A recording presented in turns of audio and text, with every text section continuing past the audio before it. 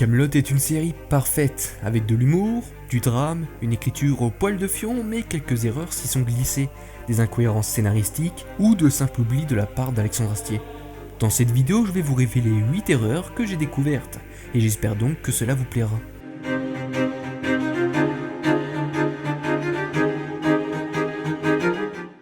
Comme vous le savez, dans l'épisode 18 du livre 3, Krida de Tintingel, Arthur explique qu'il a subi un bizutage à son arrivée au camp d'entraînement, un tatouage au fer rouge sur le pied droit où est marqué SPQR.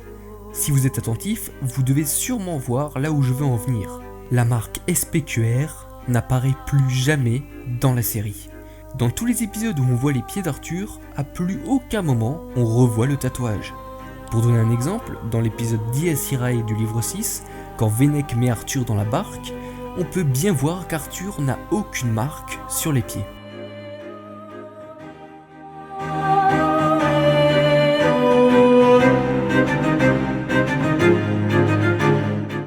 Souvenez-vous, dans l'épisode 28 du livre 4, la Dame du Lac dit qu'elle ne sait ni boire ni manger.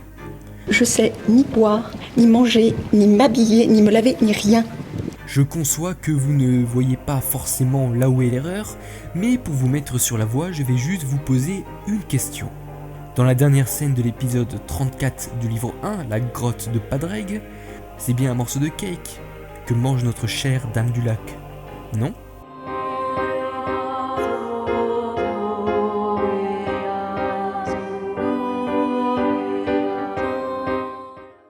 Dans le livre 6, juste avant le mariage, Manilius dit à Arthur qu'il a perdu l'alliance de son mariage avec Hakonia.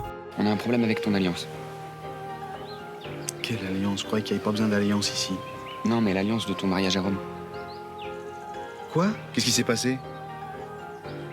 Je l'ai paumé. Mais alors, expliquez-moi pourquoi dans la scène où tous les Bretons sont rassemblés sur la plage, l'alliance a miraculeusement réapparu sur la main d'Arthur. Bizarre, vous ne trouvez pas ?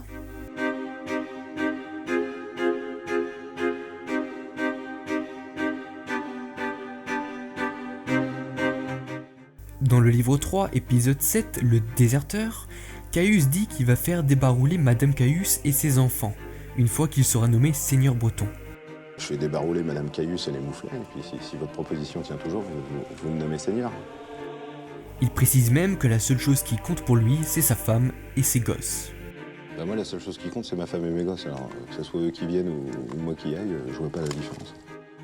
Mais comme vous le savez, les enfants et la femme de Caius n'apparaissent jamais dans Kaamelott.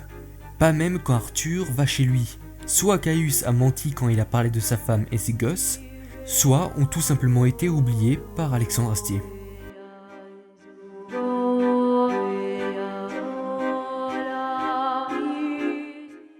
Même si je pense que c'est un simple oubli de la part d'Alexandre Astier, qui ne s'attendait pas forcément à un succès de la série, on peut très clairement voir que Excalibur ne flamboie pas dans les mains d'Arthur dans le premier épisode du livre 1.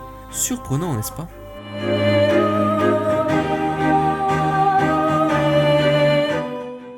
Dans le livre 4, Arthur va procéder à un échange d'époux avec Caradoc pour avoir Dame évanouie comme femme. Mais rappelez-vous, dans le livre 6, Arthur promet à Hakonia de ne pas consommer le mariage avec Guenièvre. Même si c'est avec quelqu'un d'autre que elle, Arthur a trahi Hakonia en se mariant et en ayant une relation avec une autre femme. Oubli ou erreur, aucune idée. Mais quand on prend conscience de ça, on trouve tout de suite qu'Arthur n'est pas super fiable.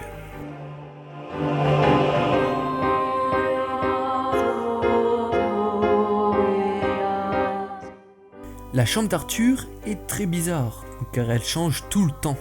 Elle passe de stock de couverture à la salle du trône, à la salle de la table ronde, et se déplace de temps à autre, comme dans cet épisode dans le livre 4, épisode 15, Les Exploités, où on peut très bien voir que devant la porte de la chambre d'Arthur, il y a une autre porte.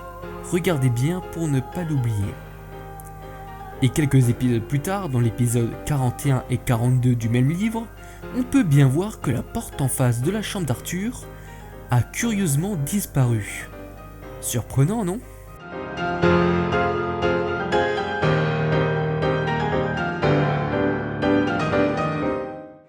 Le labo de Merlin et Elias a souvent tendance à bouger sans aucune raison.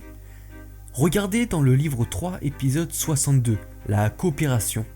Le labo est directement raccroché à la place où se trouvent Arthur et Merlin, et donc n'est pas surélevé, et se trouve juste à côté d'une sorte de débarras. Maintenant que vous avez les images en tête, on se dirige vers le livre 4 dans l'épisode 12, le privilégié, où pour une raison que j'ignore, le labo s'est déplacé, regardez bien.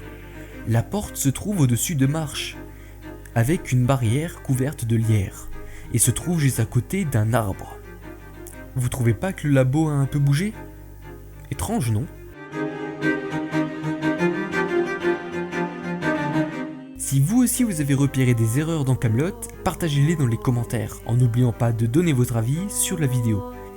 Si vous avez aimé, n'oubliez pas de mettre un pouce bleu pour me le faire savoir, et de vous abonner sans oublier d'activer la cloche. Et si vous avez aimé la vidéo, partagez-la. Et si l'envie vous prend de me soutenir financièrement, il y a le lien de mon Utip dans la description.